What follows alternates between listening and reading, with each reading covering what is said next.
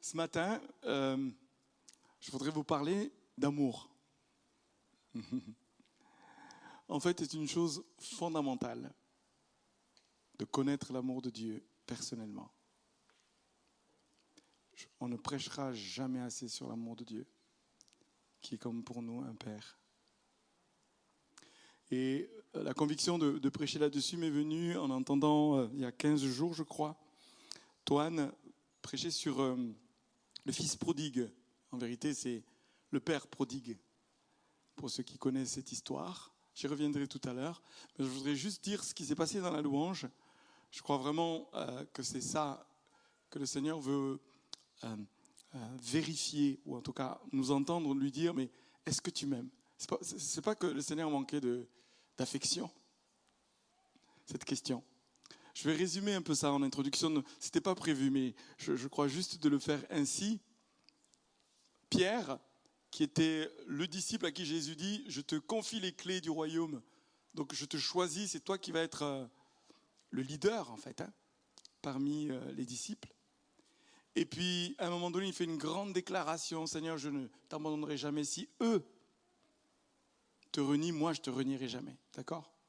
Et j'aimerais nous situer par rapport à l'amour de Dieu dans cette situation où Pierre, malgré toute sa confiance en lui, n'arrive pas à honorer un engagement. Il renie le Seigneur 3 fois. Et avant qu'il renie le Seigneur, d'abord le Seigneur lui-même le sait qu'il va renier, mais il y a une phrase qui nous est donnée, en tout cas une scène qui nous est donnée. Jésus dit à Pierre, « Le diable vous a réclamé pour vous éprouver, pour vous faire du mal en fait. » Et Jésus dit une chose qui prouve l'amour de Dieu pour lui et les disciples, c'est qu'il prie. Il sait qu'il va renier, il sait qu'il va vivre un moment difficile où sa confiance en lui va être brisée. Où sa foi en sa capacité à obéir à Dieu, à servir Dieu, à l'aimer, va être brisée. Et c'est à ce moment-là que Dieu lui dit, parce que tu n'es plus sur le terrain du mérite et de ta capacité personnelle, je te confie mon Église. Waouh! Et donc, j'aimerais qu'on se souvienne de cela. Le Seigneur sait toutes choses. Tout ce que nous vivons, même les situations où nous renions. Nous ne sommes pas dans la force, dans la performance. On n'y arrive pas par nous-mêmes. Il le sait. Et presque il attend ce moment-là pour dire, ok, tu es en train d'être prêt. C'est juste au moment où tu es prêt parce que tu dis, par moi-même, je ne suis pas capable. Jésus lui dit à l'avance, et c'est tellement... Moi, j'aimerais assister à des scènes bibliques pour dire, mais le regard de Jésus, l'atmosphère qui se passe là, quand Jésus dit, tu vas me renier, mais moi j'ai prié pour toi. Je crois en toi, tu vas traverser une épreuve terrible, le diable va être là, il va y avoir des circonstances terribles, mais moi, je prie pour toi. En fait, il est en train de lui dire, j'ai confiance en toi. Pas en ta capacité personnelle, mais si tu reçois mon amour, alors que même si tu me trahis, je t'aime. Vous imaginez ? Je te fais confiance. Tu vas te relever. Relève-toi. Et alors, du coup, il traverse là, et c'est terrible. Et Jésus meurt, il ressuscite, et maintenant, il a un rendez-vous avec ses disciples. D'accord ? Et il leur prépare à manger. S'il vous plaît, il est là à la plage, ils sont en train de pêcher. Il est à la plage, il leur prépare du poisson. Un barbecue. C'est une bonne période, ça. Jésus nous accueille avec un barbecue. Et il accueille le disciple pour qui il a prié, pour qui il a témoigné de l'amour. Et quand ils arrivent, ils se mettent à discuter et Jésus lui dit cette chose. Et j'aimerais tellement que chacun d'entre nous ait un moment personnel avec Jésus, comme Pierre. Je ne sais pas s'il a pris à part, mais il s'est trouvé un moment d'intimité où Jésus dit, souviens-toi de tout ça, de toute l'histoire. Est-ce que tu m'aimes ? Tout est une question d'amour. Est-ce que tu as reçu mon amour ? Et sans t'appuyer sur tes propres forces, est-ce que tu l'as reçu cet amour ? La Bible nous dit, nous l'aimons parce qu'il nous a aimés le premier. C'est lui qui nous a aimés. Si on ne reçoit pas cet amour, on ne peut pas l'aimer. M'aimes-tu ? Pas de l'amour de tes propres forces, de ta capacité, de tes mérites, mais as-tu reçu cet amour, cette grâce ? C'est immérité. Et quand tu l'as reçu, c'est maintenant que tu es prêt, tu es qualifié, ou tu peux faire mes œuvres. Tu peux prendre soin de ceux qui me sont précieux. M'aimes-tu? Le Seigneur nous pose cette question. M'aimes-tu?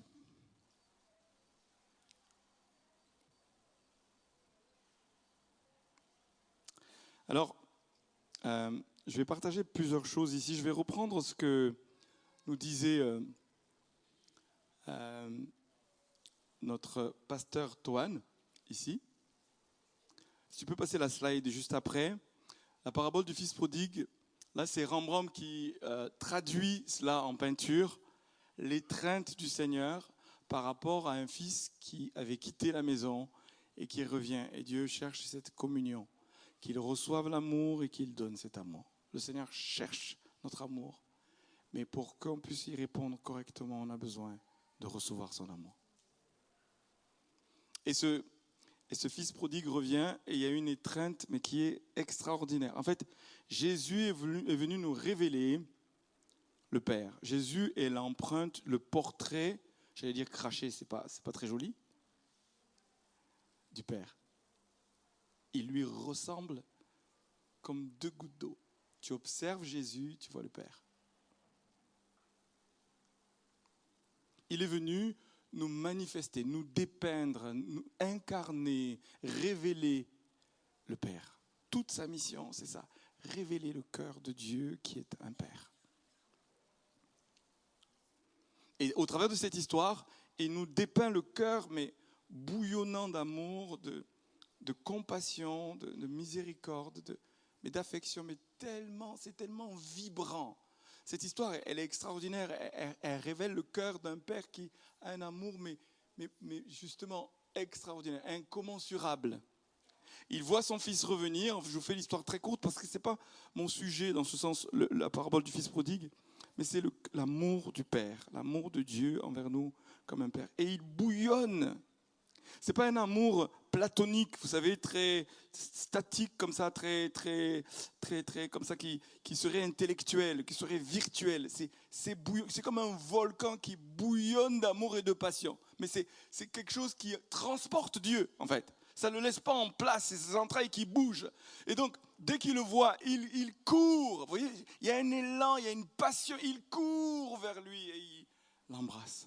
Et vous savez, ça a des dimensions qui nous dépassent tellement parce qu'on ne sait pas ce qu'on ferait si on était l'objet de cet amour-là. Je me dis, mais c'est quoi? Qu'est-ce que j'ai fait? Qu'est-ce que je mérite? Justement, tu ne mérites rien, c'est juste parce que je t'aime. Si on pouvait, le but de ma prédication, c'est de sortir du mérite et du recevoir par la foi.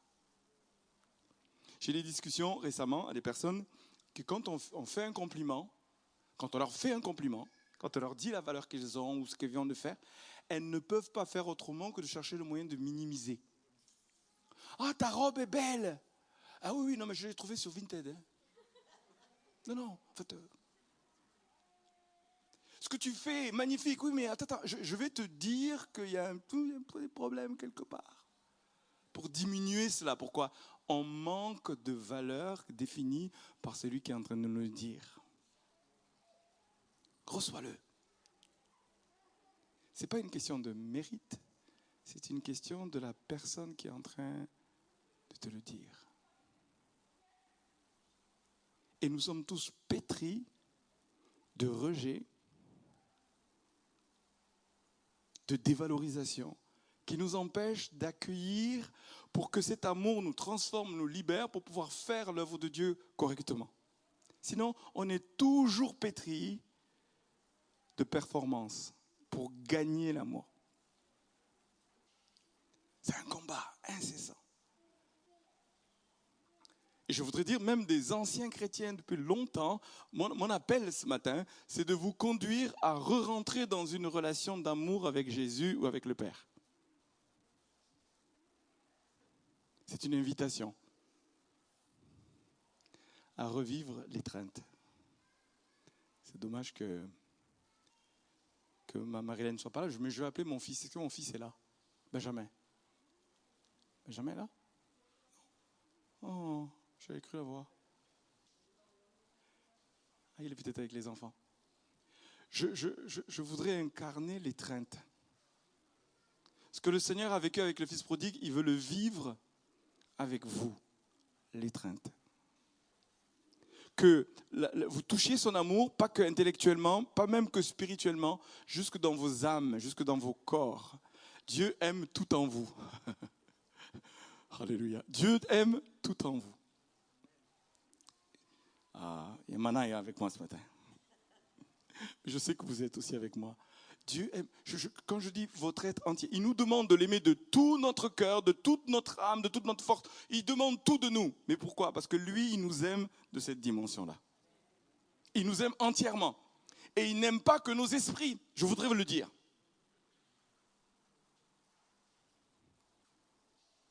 Il aime tout en nous. Je prêcherai, je me demande si ce n'est pas au culte de rentrée, sur le psaume 139, que j'ai été bouleversé dans ma retraite par ce psaume-là. David a une révélation que Dieu aime tout en lui. Tu m'as tissé dans le ventre de ma mère. Je suis une créature si merveilleuse. David a la révélation que Dieu aime tout en lui. Ses pensées, son cœur, ses mouvements, quand il se lève, tout, Dieu l'aime. Et quand il pense à lui, il est ravi d'une passion qui l'attache. Dieu aime tout, même ton corps. À tel point qu'il a voulu que son esprit y demeure. Il dit, c'est mon temple, le lieu de ma gloire. Wow. Il est où mon fils? Il est reparti, mais c'est mon fils. Voici mon fils bien-aimé en qui j'ai mis toute mon affection. Tu peux venir? Juste l'étreinte. L'étreinte.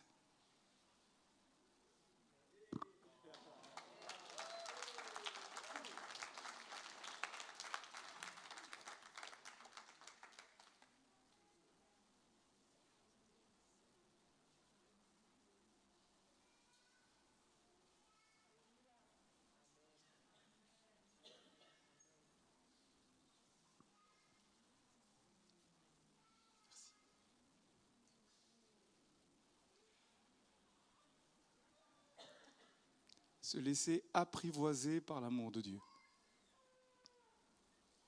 Nous sommes pétris de rejet, de crainte. Ça demande du temps pour que cet amour pénètre au plus profond de nos cœurs, de nos esprits. Tout ce qui est emprunt, imprégné de rejet, qui est imprégné d'éloignement, de mérite. Je ne le mérite pas, je dois le gagner. Dieu dit, quitte ce terrain.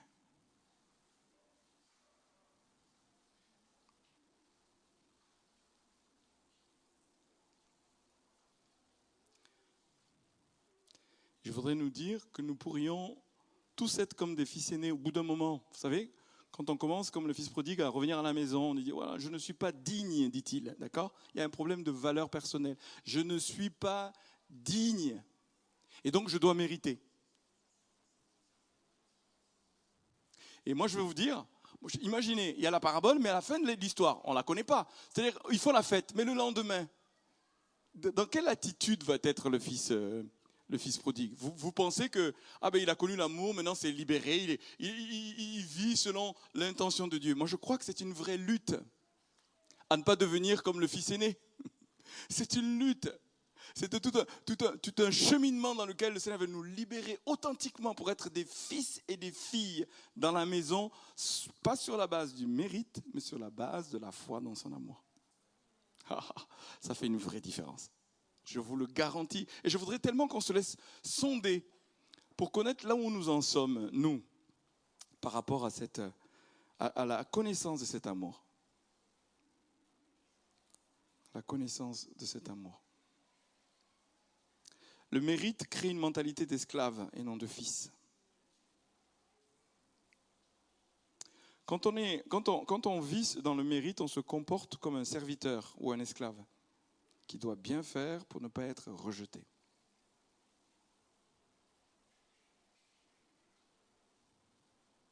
Le mérite conduit à la fierté ou au découragement.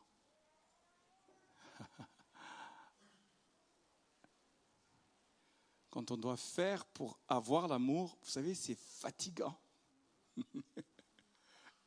Je voudrais tellement qu'on dépose les armes pour le recevoir parce que c'est sans mérite. C'est sans mérite. C'est fatigant ou c'est décourageant, on n'y arrive pas, on se lève, on se relève et puis est-ce que c'est suffisant? Non, ça ne l'est pas. Ça ne peut pas l'être. Et c'est juste qu'il en soit ainsi qu'on quitte, mais c'est jamais sur ce terrain qu'on pourra rencontrer l'amour de Dieu. Et c'est tellement asséchant, frustrant, religieux, sec, sans vie. Il n'y a rien qui vibre. Rien ne peut vibrer sur ce terrain-là. Et je vous redis, vous savez, si ça fait des années que tu as le sentiment de ne plus le rencontrer, il n'y a plus de relation d'amour, ton cœur ne vibre plus, c'est que imperceptiblement, tu es retombé sur le terrain de... Parce que sinon, ça veut dire, quand tu le sais, tu vas te servir, parce que c'est sans mérite.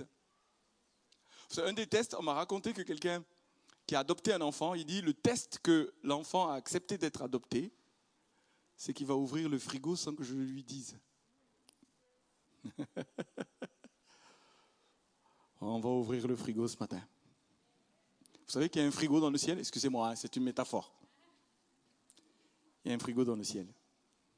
Le ciel est un trésor auquel on peut se rapprocher de Dieu, de sa maison. Il y a des ressources, il y a des délices et on peut prendre cela sans passer par le chemin. Est-ce que j'ai péché? Est-ce que je mérite? Est-ce que j'ai fait assez d'efforts?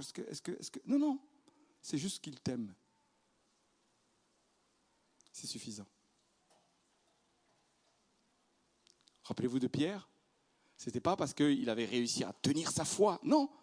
C'est parce qu'il a reçu l'amour et dit, si tu reçois mon amour, tu vas répondre à mon appel, pas sur tes forces, mais juste parce que tu as reçu mon amour. Alors j'aimerais nous dire, paix. Paix sur toi. C'est pas sur la base de cela, c'est juste qu'il t'a choisi dès la fondation du monde et il s'agit de le recevoir et de se détendre, de dire le chemin par lequel je vais être agréé, recevoir cet amour renouvelé. Jésus qui t'a choisi, ça ne dépend pas de toi, juste il t'a choisi.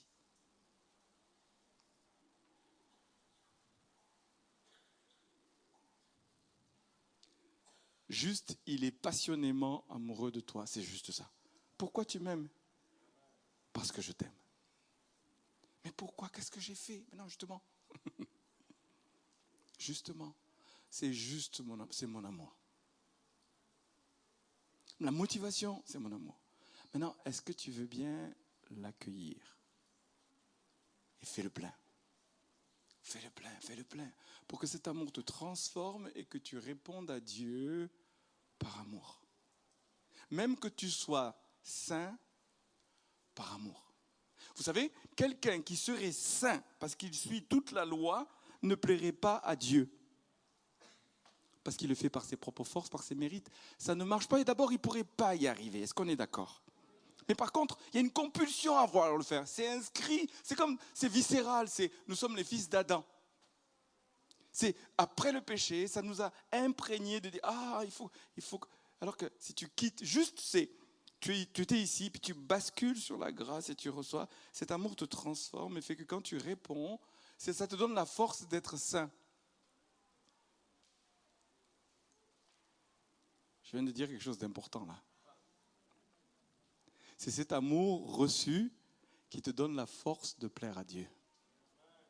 Ce n'est pas ta capacité ou tes mérites, ta force, non.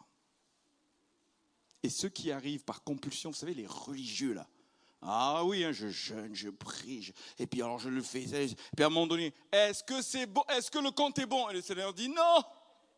Vous comprenez? Et encore, non, mais je vais y retourner. Tu sais, je vais y retourner. Et puis, le compte est bon? Non. Le compte n'est pas bon. Pourquoi? Ce n'est pas le chemin. Le compte ne pourra pas être bon. Et puis c'est juste qu'il en soit ainsi, parce que ça veut dire que ce ne serait pas du coup juste. Il y en a qui sont par la force des poignets, ils y arrivent, et puis d'autres. Et non, c'est la grâce. Ça s'appelle la grâce. C'est mérité. Donne-moi la slide suivante, s'il te plaît. Ah, mince. C'est écrit petit. Alors moi, je vais m'approcher pour bien regarder et voir. La miséricorde, c'est ce que je reçois. La miséricorde, c'est que je ne reçois pas ce que je méritais, c'est-à-dire la mort, la punition, la séparation d'avec Dieu. C'est ça la miséricorde, d'accord? La grâce, c'est ce que je reçois. C'est que je reçois ce que je ne méritais pas, la vie éternelle, l'acceptation de la nature de Dieu. Je ne le méritais pas, je le reçois. Je le méritais, mais Dieu dit, non, tu méritais la mort et la séparation. Hein. Ce n'est pas pour toi, ça c'est la miséricorde. La grâce, c'est, je ne mérite pas, mais tu le reçois. C'est un shift ici, là. Un changement, mais tellement profond. Et c'est tellement viscéral en nous qu'on a l'impression que c'est acquis.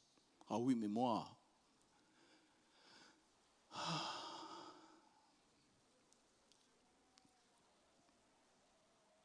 En fait, le mérite empêche de recevoir pleinement la miséricorde. Quand tu es bougé dans ça, et quand on te dit c'est gratuit, tu dis non, c'est pas normal. Dans cette vie, il n'y a rien de gratuit. À la force des poignets.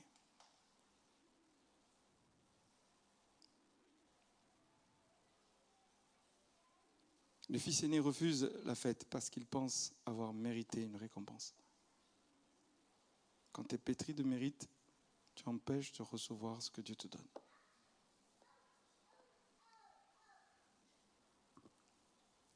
Je voudrais dire aussi que le mérite détruit l'intimité avec le Père. Dans une relation basée sur le mérite, on cache ses faiblesses, on a peur de décevoir, on se compare.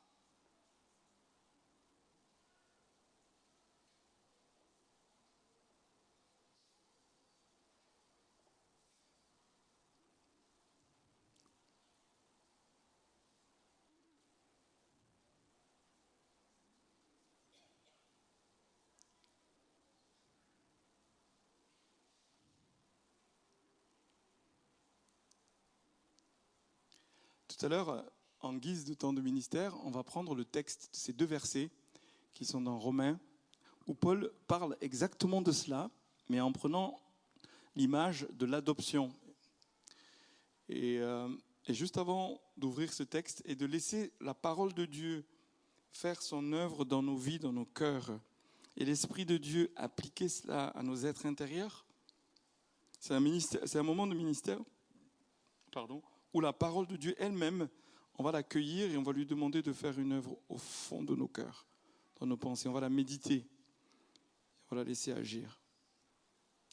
Mais juste avant, je voudrais qu'on lise dans Jean, chapitre 14 et le verset 6. Le verset 6 et 7. Jésus va partir, il va être enlevé, il va mourir et puis il va être enlevé. Et puis Jésus est en train de discuter avec leurs disciples en disant, bon, je m'en vais quelque part.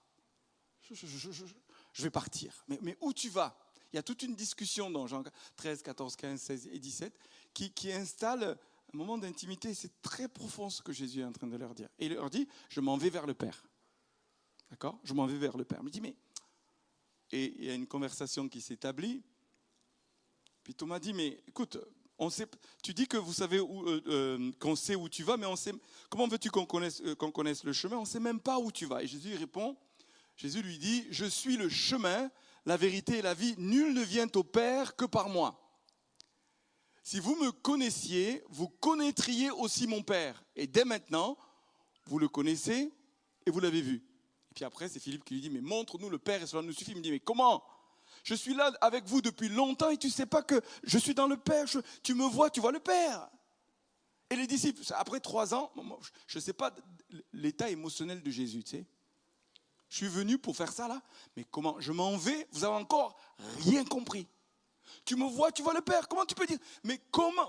Moi j'ai l'impression que Jésus, il maîtrise plus que moi. Hein. Ben voilà, je vais vous répéter encore une fois. Moi je dis, c'est pas possible. C'est pas possible, comment tu peux dire ça ? Celui qui me voit, il s'en va vers le Père. Il est en train de leur dire, là où je m'en vais, c'est le Père, le Père. Et vous savez, ce texte-là, je suis le chemin, la vérité, la vie, on le sort de son contexte. C'est un moment bien particulier où Jésus parle du Père. Je m'en vais vers le Père. Et on lui demande, mais attends, mais où tu vas ? Je m'en vais vers le Père. Mais quel est le chemin ? Mais c'est moi le chemin. Mais le chemin vers où ? Vers le Père.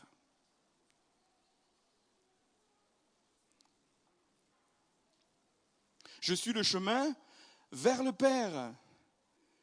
Personne ne peut aller au Père si c'est par moi. Tu peux pas connaître l'amour de Dieu, le Père, sans passer par Jésus. C'est ça que Jésus est en train de dire. Tu veux recevoir cet amour, il y a quelque chose de la rencontre de Jésus, mais qui nous ouvre, c'est le portrait, c'est la porte vers le Père. Il nous dit, tu veux voir le Père, tu veux connaître le Père, tu veux expérimenter le Père. Mais le Père, il s'agit de son amour et de sa grâce pour nous.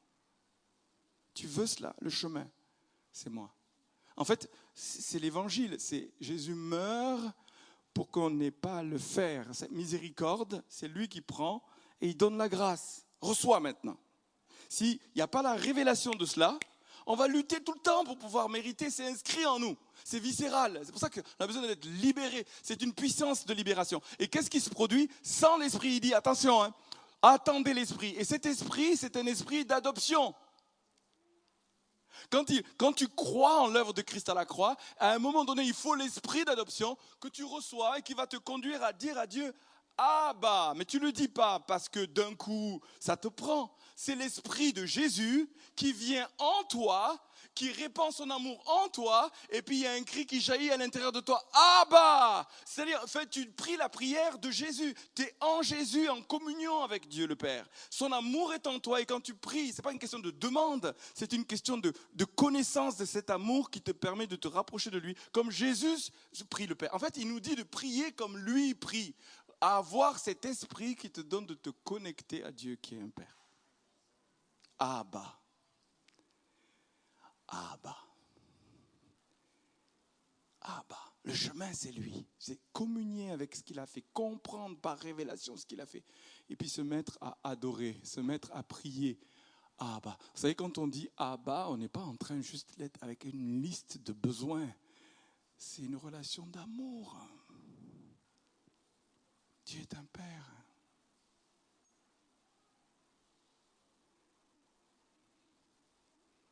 Abba.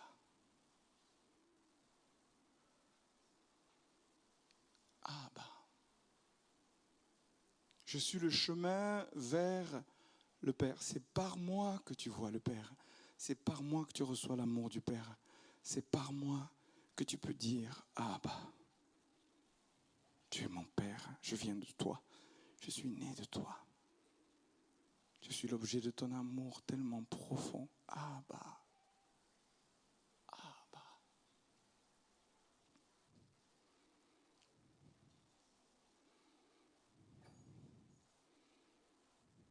Jésus conduit à une relation avec le Père. On n'est plus dans la religion, mais dans une relation. C'est le chemin vers le Père, mais c'est aussi la vérité sur le Père. Personne n'a jamais vu Dieu, Dieu le Fils unique, qui est dans le sein du Père, et c'est lui qui l'a fait connaître. Moi, j'ai l'impression que il est dans le cœur des entrailles de Dieu, il est sorti du cœur des entrailles de Dieu, il est venu nous le faire connaître. C'est la vérité. C'est quand on lit la vie de Jésus, quand on contemple la vie de Jésus, on contemple le Père. Et l'adoration, c'est de contempler Jésus. Et en contemplant Jésus, voir le Père. On a chanté ce matin, agneau de Dieu. Mais c'est l'amour de Dieu, le Père. Adorer en contemplant Jésus. Contempler Jésus et voir le Père. Jésus pointe vers le Père. Il incarne la vérité qu'est le Père. C'est la vérité éternelle. Dieu est un Père et il nous aime.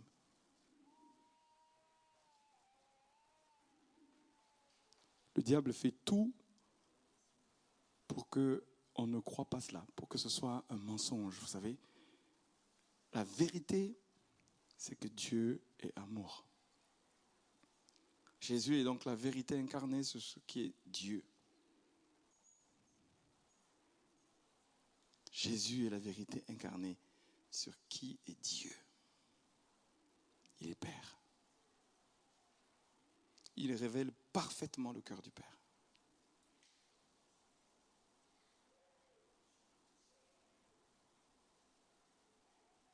Jésus dit, je suis la vie, mais en fait la vie du Père.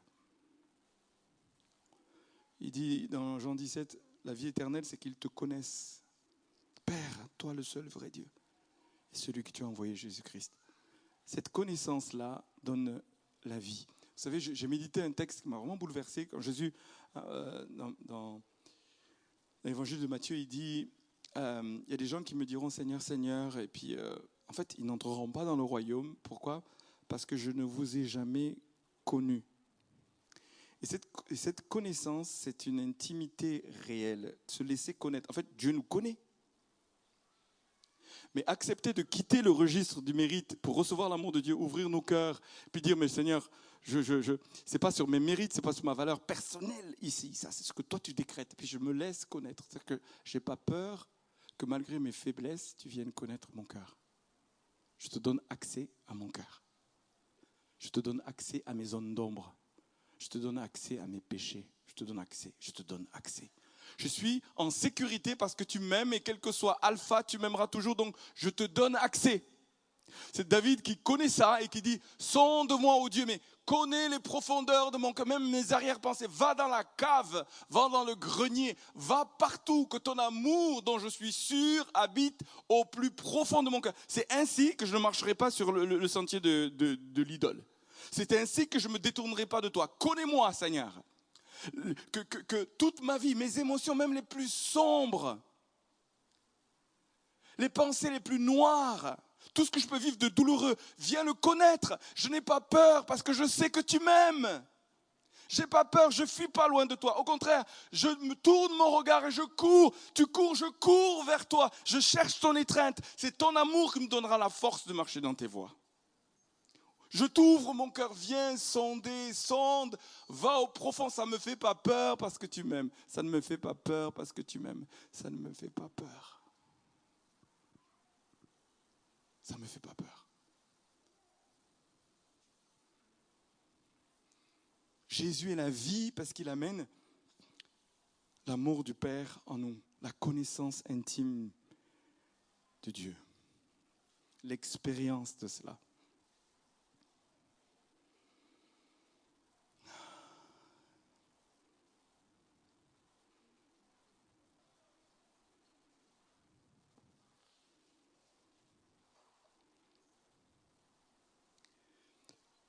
J'ai beaucoup aimé aussi ce qu'a prêché Anne pour les baptêmes. C'est tellement puissant, la Samaritaine. Mais je veux juste faire une chose, ça m'a touché. Vous savez, pour ceux qui connaissent la parole, la Samaritaine, c'est un rendez-vous intime. Comme quand Jésus donne un rendez-vous à Pierre et puis lui dit « m'aimes-tu » Et là, il y a un rendez-vous qui est tellement intime et profond.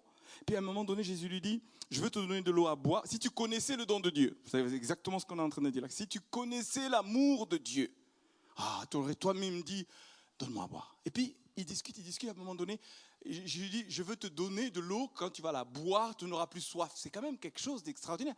Imaginez une eau, tu la bois, tu n'as plus soif. Ouh, il y a du business là. Hein. Il y a du business. Tu bois de l'eau, tu n'as plus soif. Ouh, quoi, c'est quoi? Comment que ça se passe? Et en fait, qu'est-ce qui se passe? Il discute. Puis à un moment donné, Jésus lui dit, bon, va chercher ton mari. Ah, mais non, mais enfin, je fais l'histoire courte. C'est pas ça qui est dit, hein. C'est pas nanana. L'histoire courte dit, à ce moment-là, va chercher ton mari. Ah oui, c'est vrai, le mari avec qui tu es n'est pas ton mari. Enfin, parole de connaissance. Oh, et là, c'est souvent on se dit, mais quand est-ce que Jésus lui donne cette eau? C'est quand même intéressant. Littéralement, il lui dit, elle est où cette eau? Mais quand est-ce qu'elle a bu, la Samaritaine? Quand est-ce qu'il lui a donné de l'eau? Il lui a donné de l'eau dans l'histoire. Ceux qui connaissent l'histoire là. Il lui a donné de l'eau? Non, elle n'a pas bu pour dire, oh, j'ai bu, maintenant j'ai plus soif. Il nous manque quelque chose dans cette histoire. Est-ce que vous pouvez dire ça avec moi? Il nous manque quelque chose. Non, dites-le avec moi. Il nous manque quelque chose. Quand même, c'est le cœur de l'affaire. Jésus a une eau, tu bois, tu n'as plus soif. Eh bien, je vais vous la donner ici. Là. Il s'agit de quoi? D'un coup, dès qu'il dit ça, il dit, oh, vous dites que c'est sur cette montagne, c'est à Jérusalem qu'il faut adorer. Et nous, nos pères, ils disent, non, c'est sur cette montagne. Alors, c'est où? En fait, quand Jésus lui révèle, ça suscite en elle la soif d'adorer Dieu. D'accord? Et quand il lui répond, les vrais adorateurs que le Père recherche, ce sont ceux qui adorent en esprit et en vérité. Là, il est en train de lui donner à boire. Dieu cherche pas l'adoration, il cherche des adorateurs. Il cherche, si les pères, il cherche des enfants. Il cherche une relation avec ses enfants. Quand il l'aime, en ayant reçu son amour, le Père est comblé. Si tu bois de cette eau, si tu sais adorer, si tu sais aimer Dieu, il y a quelque chose en toi qui va être étanché et qui va t'empêcher d'aller chercher à boire et combler cette soif au-dedans de toi auprès des hommes. Vous me suivez là? Elle a bu à longs traits. Elle a bu. Mais elle a bu jusqu'à 5 fois. Elle a dit, je me suis mariée 5 fois, j'ai encore soif. Elle me dit, mais on va arrêter les frais, je vais vivre avec quelqu'un à la colle. Parce que je bois, mais ça étanche pas ma soif. Il y a quelque chose que l'amour de Dieu seul est capable d'étancher. Le Père recherche des adorateurs. Pas l'adoration, des adorateurs. Ceux qui vont recevoir son amour et pas bouger par le mérite pour arracher quelque chose de Dieu, mais qui vont recevoir cet amour. Y répondre, celui qui fait ça, il étanche sa soif. Celui qui croit en moi, des fleuves d'eau vive couleront de son sein. Celui qui croit en l'œuvre de Christ à la croix, que ce n'est plus par tes forces, il y a quelque chose qui est étanché au-dedans de toi. Ça ne veut pas dire que tu ne vas pas avoir besoin de te marier ou d'avoir besoin de sexualité ou d'intimité ou d'affection. Ce n'est pas de ça dont il s'agit. Ton esprit va être étanché si tu bois de cette eau-là. La révélation du Père. Au fond d'elle, elle cherche quoi? L'amour de Dieu. L'amour du Père. C'est inscrit au-dedans de nous. Mais je peux vous dire, il y a des croyants qui boivent, ils ont encore soif. Ils n'expérimentent pas cela. Pour eux, dans leur vie. Vous savez, dans ma vie, c'est tellement profond. Hein. Avant de recevoir le baptême du Saint-Esprit, j'ai bataillé longtemps. Mais même après le baptême du Saint-Esprit, c'est le baptême d'amour qui a fait une grande différence dans ma vie. Et pas qu'une fois, mais régulièrement. J'ai vécu, quand je me suis converti, une révélation de Jésus. C'est une évidence. Et ça, c'est venu me donner de comprendre que ce n'est pas par mes forces, mais c'est ce qui a accompli. Et ça ne s'explique pas intellectuellement. Ce n'est pas qu'une compréhension intellectuelle. Bien sûr qu'on peut étudier la parole, mais c'est une révélation qui s'inscrit au-dedans de toi. Mais à un moment donné, comme on va le lire juste là, il y a l'expérience de l'adoption, l'Esprit de Dieu qui vient en toi. Et même si tu as cette révélation de Jésus, que tu es justifié, qu'il a pris ta place, sans l'expérience de l'adoption, de l'Esprit d'adoption qui vient en toi, qui te fait dire, rentrer en communion avec Jésus pour appeler Dieu Père, eh bien, tu vas vivre comme un serviteur, tu vas vivre comme un esclave, tu vas vivre comme quelqu'un qui va être bougé par ses efforts pour recevoir l'amour de Dieu.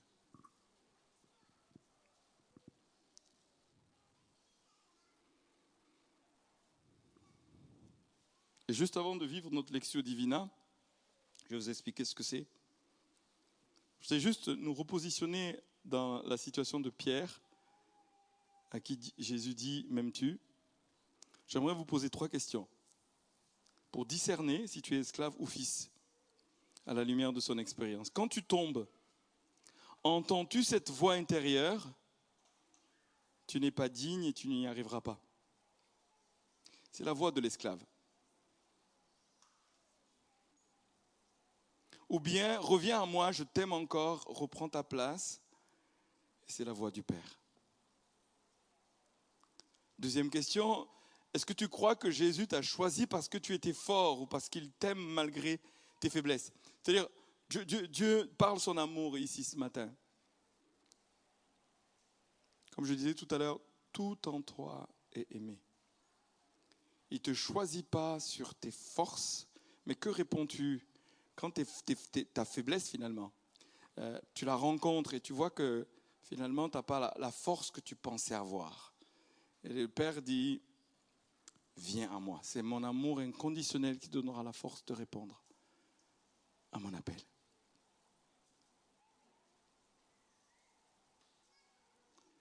Et à aucun moment Pierre n'a mérité la confiance de Jésus, mais il a fait le choix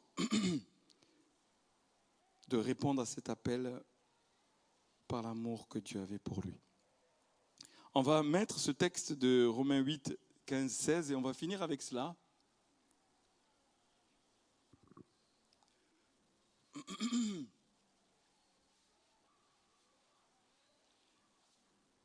Je vais lire ce texte Et je vous invite à laisser ce texte vous interpeller. Imaginez, c'est une parole vivante, elle s'adresse à vous personnellement et vous êtes dans un moment d'intimité avec Jésus, qui est la parole, qui est vérité. Et cette parole s'adresse à vous. C'est un moment de méditation, mais d'une méditation qui permet à la parole de Dieu et à l'Esprit de Dieu de faire son œuvre en nous. Ça devient un moment participant, un moment de réponse, un moment où vraiment il y a une interaction entre la parole et vous-même. Je vais lire ce texte et puis on va méditer ce texte. On va penser à ce texte. Je vais le relire une deuxième fois et puis on va le dire à haute voix une troisième fois. Puis après, on va répondre au Seigneur. On va dire Abba. On va recevoir cet amour et on va dire Abba. Je te fais confiance. Et puis, on va rester dans le silence, dans la présence du Père, pour laisser l'Esprit de Dieu faire son œuvre dans nos esprits. Père, en ton nom, je veux lier tout esprit d'orphelin dans ce lieu. Toute force de rejet, tout ce qui travaille à faire croire le mensonge sur le Père. Que ton nom soit sanctifié dans ce lieu, dans nos cœurs. Je te présente toutes nos histoires, je te présente tout ce que nous vivons maintenant. Et je prie que ton esprit soit délié, répandu dans nos cœurs, que cet amour vienne faire son œuvre au plus profond de nos esprits et de nos cœurs, au nom de Jésus-Christ. Amen. Alors c'est parti.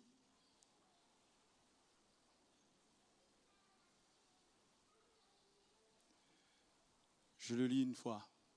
Vous n'avez point reçu un esprit de servitude pour être encore dans la crainte, mais vous avez reçu un esprit d'adoption par lequel nous crions Abba, Père. L'Esprit lui-même rend témoignage à notre esprit que nous sommes enfants de Dieu. Je répète, laissez la parole de Dieu vous pénétrer.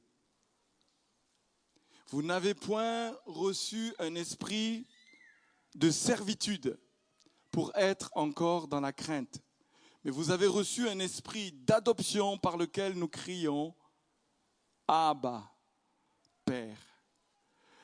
L'Esprit lui-même rend témoignage à notre esprit que nous sommes enfants de Dieu.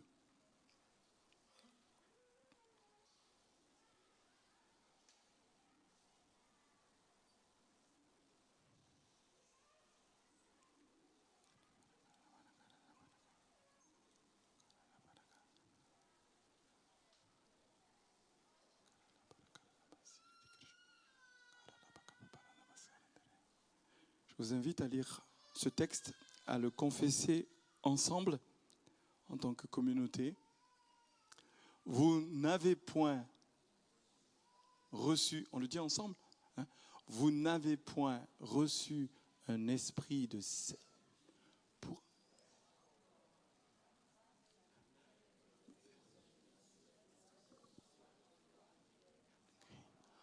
Abba, Père. L'Esprit lui-même rend témoignage à notre esprit que nous sommes enfants de Dieu. Je vous invite à le lire doucement et on va le faire en rythme ensemble, d'accord?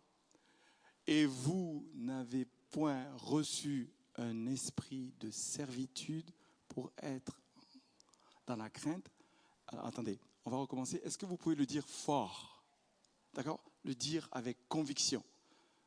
Il y en a qui se lèvent, je pense que c'est peut-être une bonne idée. Mais mobilisez-vous pour proclamer cette parole. La parole de Dieu, elle est vivante, elle est efficace et elle produit, lorsqu'elle est proclamée avec foi, quelque chose au-dedans de nos cœurs. Et vous n'avez point un esprit de service pour être encore dans la crainte.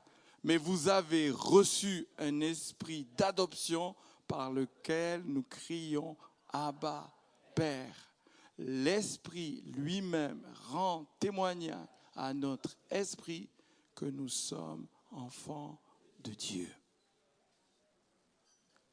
Je vous invite à fermer les yeux et à méditer sur ce qu'on vient de dire.